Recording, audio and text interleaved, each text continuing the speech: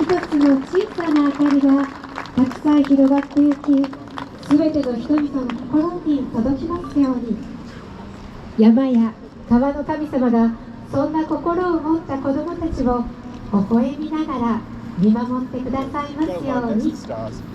女川セリ歌でした。子どもたちに拍手をお送りください。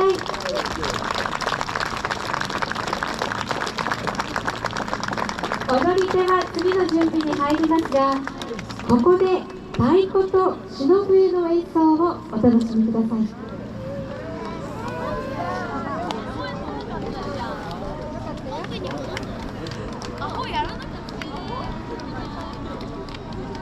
So that was a very pretty dance by the very young guys.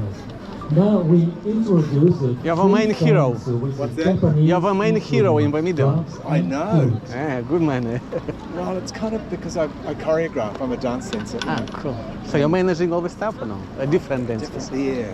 I just want to make them look good, and this doesn't, 太鼓 because you can move 野 them. 村 also 俊 have 弘 gone 今 I'm 今 dancing 太 with 鼓が them. たくさ I'm んあ not るので filming, ちょっと I'm just 準備が dancing. 時間かかっておりますが、 Cool stuff, eh? 改めてご紹介させていただきます。篠笛羽沢あさみ、そして同じく篠笛天竜楽より高典子、改めまして太鼓野村俊弘、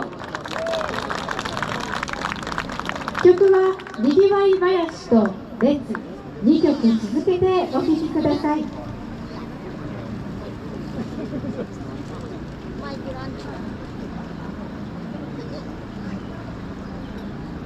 How many of you?